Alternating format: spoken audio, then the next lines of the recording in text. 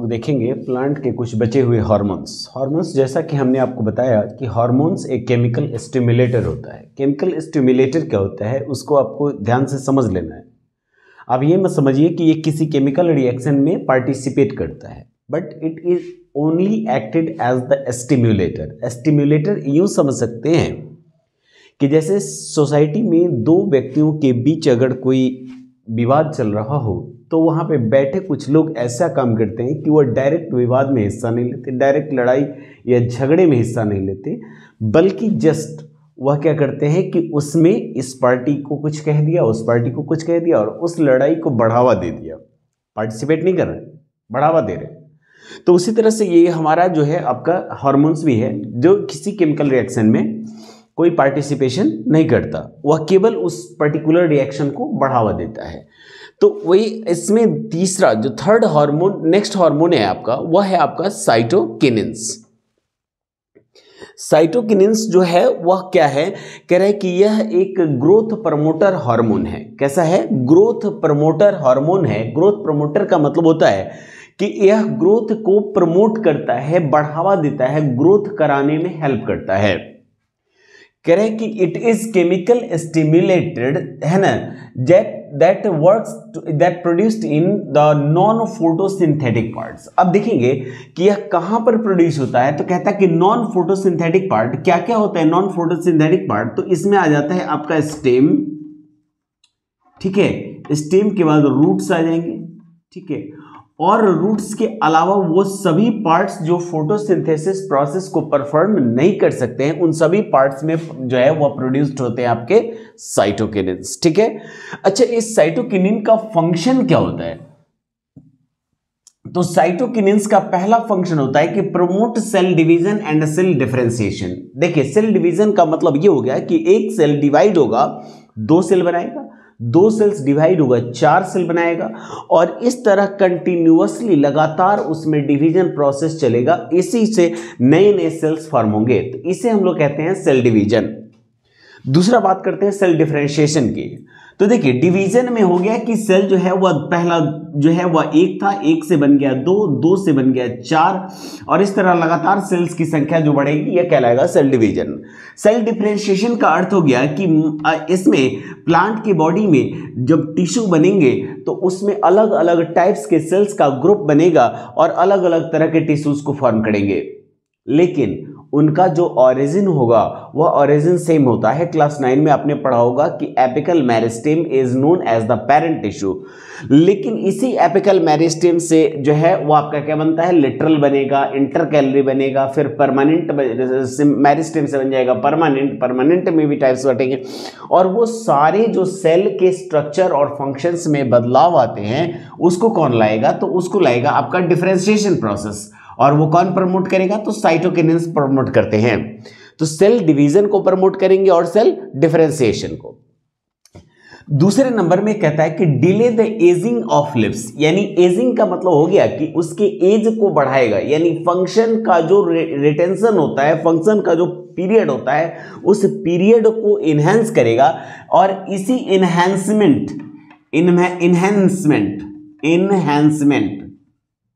ठीक है, इनहेंसमेंट को हम लोग क्या कहेंगे, इनहेंसमेंट को ही हम लोग क्या कहेंगे, तो उसको हम कहेंगे डिले द एजिंग, यानी एज को उसे डिले कर देता है। इसके बाद आप देखेंगे यहां पे डिले द एजिंग के बाद होगा कि promote the opening of stomata. तो स्टोमाटा के ओपनिंग को क्या करता है, प्रमोट कर देता है। स्टोमाटा के ओपनिंग को कैसे प्रमोट करेगा, तो वह स्टोमाटा ओपन होता है किस काम के लिए, स्टोमाटा कहां होता है, लिप्स में। आपको पता है कि लिप्स के लोअर सरफेस में स्टोमाटा होता है, और यह ओपन और क्लोज होता है फॉर गैसियस एक्सचेंज, यानी गैसियस एक्सचेंज का मतलब हो गया कि ऑक्सीजन लेना और कार्बन डाइऑक्साइड को रिलीज करना, या कार्बन डाइऑक्साइड को लेना और ऑक्सीजन को रिलीज करना। तो ये ओपनिंग और क्लोजिंग ऑफ स्टोमाटा जो होगा किसके द्वारा कंट्रोल किया जाएगा, तो वह करेगा ओपनिंग को जो है वो प्रमोट करेगा आपका साइटोकिनिन्स, ओपनिंग करेगा। अगला हो गया breaking of dormancy in seeds and birds. Breaking of dormancy किस में, तो वह कहता है कि seeds and birds, seeds and birds, ठीक है, सीड्स एंड बर्ड्स। अच्छा देखिए, सीड्स एंड बर्ड्स में ओपनिंग क्या हो जाएगा, डॉर्मेंसी क्या होता है इसको याद रखिएगा। देखिए डॉर्मेंसी क्या होता है, कहेगा कि सभी अवेलेबल फेवरेबल कंडीशंस होने के बावजूद जो मतलब पार्ट एक्टिव नहीं हो पा रहा है, जो वर्किंग में नहीं आ पा रहा है, तो इसी कंडीशन को हम लोग कहते हैं डॉर्मेंसी। ठीक है, क्या कहेंगे, डॉर्मेंसी। और इसका अपोजिट हो जाता है कि अगर वह फेवरेबल कंडीशन अवेलेबल नहीं है, फेवरेबल कंडीशन जैसे आप इससे अंदाजा लगा सकते हैं कि सीड्स के जर्मिनेशन के लिए क्या कंडीशन चाहिए, वाटर अवेलेबल होने चाहिए। उसके बाद वाटर अवेलेबल होगा, क्या होगा, वाटर हो जाएगा। अच्छा, वाटर के साथ क्या हो जाएगा, तो वाटर के साथ एयर हो जाएगा, और एयर के साथ क्या होगा, तो एयर के साथ इसे चाहिए होगा क्या, एयर के साथ इसे चाहिए होगा टेम्परेचर। ठीक है, टेम्परेचर चाहिए होगा, याद रखिएगा। तो इन तीनों के मिलने पर ही जो है वह आपका जो सीड्स है वह जर्मिनेट हो सकते हैं। अब ये तीनों अगर नहीं मिले और तब सीड जर्मिनेट नहीं हुआ तो उसको हम लोग कहेंगे क्वाइसेंस। और अगर तीनों अवेलेबल हैं फिर भी सीड्स जर्मिनेट नहीं हो पा रहे हैं तब उसे हम लोग कहेंगे डॉर्मेंसी। तो डॉर्मेंसी को ब्रेक करेगा ये, यानी कि वह उसे स्लीपिंग स्टेज में उसे रहने नहीं देगा। अच्छा, ब्रेकिंग ऑफ डॉर्मेंसी के बाद आपका कहेगा कि promote the growth of fruit, यानी फ्रूट के ग्रोथ को रेट को बढ़ा देगा ताकि फ्रूट्स जल्दी से जल्दी जो है वो मैच्योर हो सके। प्रमोट करेगा फ्रूट के ग्रोथ को। और उसके बाद क्या कहेगा कि इसमें देखिए कहेगा कि एपिकल डोमिनेंस, करेगा कि apical dominance and lateral promoters, यानी यह एपिकल पार्ट को, ठीक है, एपिकल पार्ट जो होता है उसका वह डोमिनेंस हो जाता है कि वह उसे बढ़ने देने में अवरोध उत्पन्न करता है। यानी एपिकल पार्ट यानी कि उसके टॉप मोस्ट, एपिकल का मतलब आपको पता है कि टॉप मोस्ट ग्रोइंग पार्ट, तो टॉप मोस्ट ग्रोइंग पार्ट के ग्रोथ को यह स्लो कर देगा और लेटरल पार्ट्स में नए नए बर्ड्स अराइज करेंगे ताकि उससे नए ब्रांचेज, नए पार्ट्स अराइज हो सके। तो इसीलिए कहा जाता है कि यह एपिकल डोमिनेंस हो जाएगा जबकि लेटरल प्रमोटर्स हो जाएंगे। अगला कहेगा कि regulates the transport of nutrients, plants में जो न्यूट्रिएंट्स का ट्रांसपोर्ट होता है वह करता है फ्लोएम। तो यह क्या करेगा कि फ्लोएम का जो फंक्शन है उस फ्लोएम के फंक्शन को यह बढ़ा देगा और इस तरह से यह उसके अंदर न्यूट्रिएंट्स के जो ट्रांसपोर्टेशन होता है प्लांट्स में, एक्चुअली न्यूट्रिएंट्स का ट्रांसपोर्टेशन होगा क्यों, देखिएगा, ध्यान रखिएगा। प्लांट्स में जो फूड को प्रिपेयर करने की रिस्पॉन्सिबिलिटी है वह किसकी है, लीव्स की।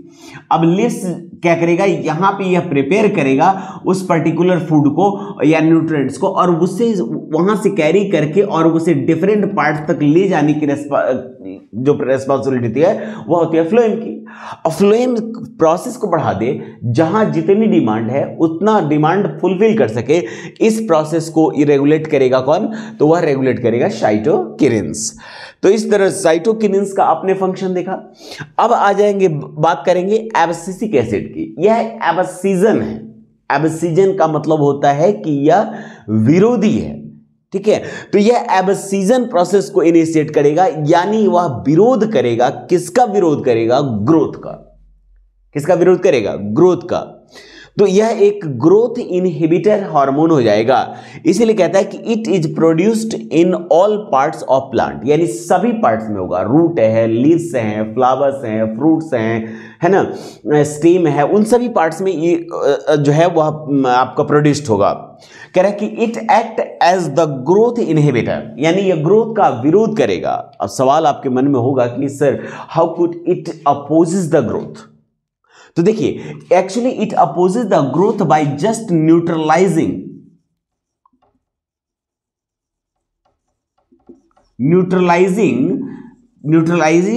ग्रोथ हार्मोन्स,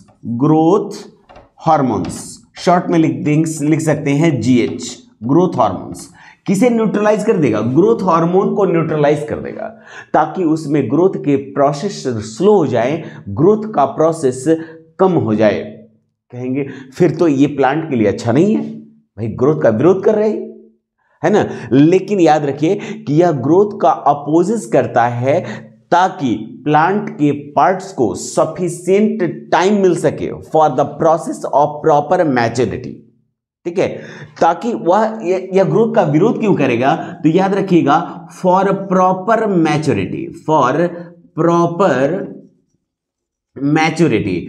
तो अगर मैच्योरिटी नहीं मिली, ठीक है, अगर इससे मैच्योरिटी नहीं मिली किसी भी पार्ट को, तो वह अपना प्रॉपर जो उसका वर्क होगा वह कंप्लीट नहीं कर पाएगा। तो इसलिए यह ग्रोथ का क्या करता है कि विरोध कर देता है, ग्रोथ का अपोजिट कर देता है। इसीलिए इसे हम लोग स्ट्रेस हार्मोन के नाम से भी जानते हैं। कौन सा हार्मोन देखेंगे, स्ट्रेस हार्मोन कहते हैं, ठीक है। इसे हम लोग इस स्ट्रेस हार्मोन भी कह सकते हैं, या इसे हम लोग एक और नाम कहते हैं, उसे हम लोग कहते हैं डोरमाइन।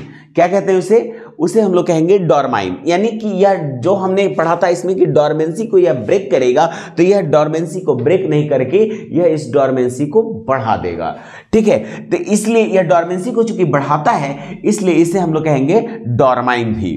कहेगा कि इसका फंक्शन क्या है, इसका फंक्शन क्या है, तो फंक्शन कहेंगे कि इट कंट्रोल्स द ग्रोथ, या ग्रोथ को कंट्रोल कर देगा, जैसा हमने अभी चर्चा किया।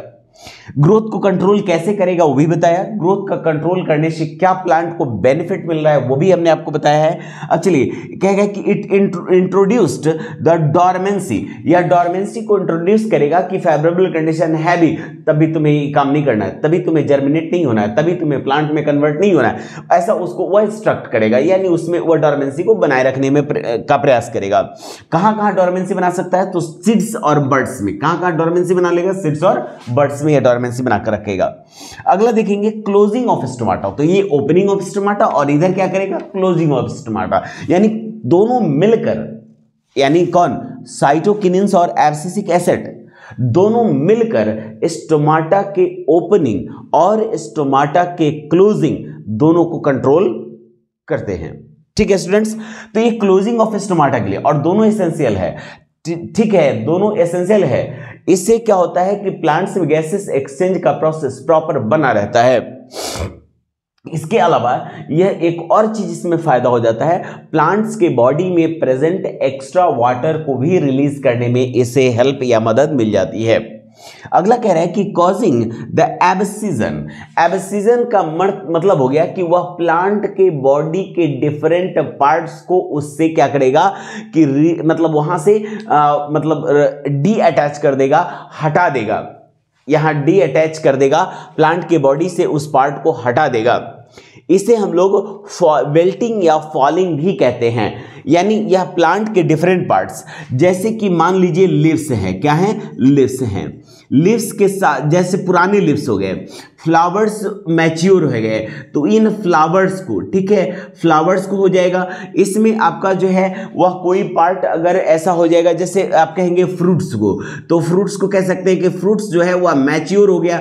तो इन सभी को प्लांट के बॉडी से डी अटैच कर देगा कौन, डी अटैच कर देगा कौन, तो वह कर देगा एब्सिसिक एसिड। तो यह एब्सिजन प्रोसेस को इनिशिएट कर देता है, एब्सिजन प्रोसेस को परफॉर्म कर देता है। यानी इसे कह सकते हैं कि it is responsible for wilting और falling of leaves and fruits, leaves and fruits. Mainly दो ही चीज ऑटोमेटिकली अटैच होते हैं, एक होता है लीव्स और दूसरा होता है फ्रूट, क्योंकि ब्रांचेस तो डी अटैच अपने आप होंगे नहीं। चलिए नेक्स्ट हम लोग देखेंगे कि इस प्लांट की बॉडी में बाकी सारे हार्मोन्स जो अब तक हमने पढ़ा, चाहे वह आपका मतलब जो है ये साइटोकिनिन्स है, एब्सिसिक एसिड है, ऑक्सिन्स हैं, गिबरलिन्स हैं, ये सब के सब जो है वह डिसॉल्व होकर चलने वाले थे, डिसॉल्व हो जाते थे और लिक्विड स्टेट में प्लांट के बॉडी में के एक पार्ट से दूसरे पार्ट तक ट्रांसफर होते थे। लेकिन प्लांट की बॉडी में एक ऐसा गैस भी, ऐसा हार्मोन भी रिलीज होता है जिसे हम लोग कहते हैं गैसियस हार्मोन। कौन सा हार्मोन कहेंगे, गैसियस हार्मोन, और ये गैसेस के रूप में ही प्लांट की बॉडी में फॉर्म होता है। ये जो गैसियस हार्मोन है यह प्लांट के बॉडी के सभी पार्ट्स में जो है वह प्रोड्यूस्ड होता है, चाहे वह रूट हो, चाहे वह लिव्स हो, फ्लावर्स हो, फ्रूट्स हो, स्टेम्स हो, सभी पार्ट्स में जो मतलब यह प्रोड्यूस्ड होता है। इसको प्रोड्यूस करने के लिए मेनली क्या चाहिए, मेनली चाहिएगा होगा एमिनो एसिड। एमिनो एसिड यानी कि सिंप्लीफाइड प्रोटीन। एमिनो एसिड को हम लोग लिख सकते हैं सिंप्लीफाइड प्रोटीन, सिंप्लीफाइड प्रोटीन कह सकते हैं, सिंप्लीफाइड प्रोटीन कह सकते हैं। यह इस सिंप्लीफाइड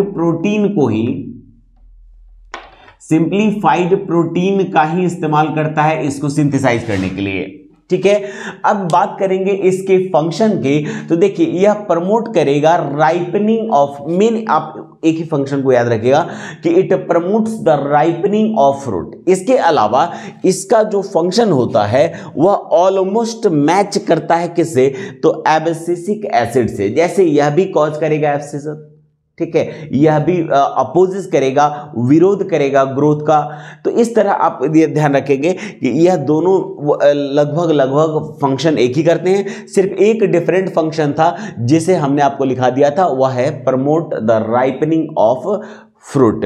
इस तरह प्लांट के बॉडी में पाए जाने वाले सभी हार्मोन्स के बारे में हम लोगों ने इस क्लास में डिस्कस कर लिया है। इतना याद कर लें, इससे अक्सर आपका बोर्ड में क्वेश्चन पूछता है, तो इसको आप डेफिनेटली ऐसे ही पॉइंट वाइज नोट करें और उसको याद कर लें। ठीक है स्टूडेंट्स, समझ गए आप। अब हम लोग नेक्स्ट वीडियो में समझेंगे कौन से किसके बारे में, तो मोमेंट इन प्लांट्स, प्लांट के बॉडी में होने वाले मोमेंट जो होते हैं उसको समझेंगे। ठीक है स्टूडेंट्स, थैंक यू।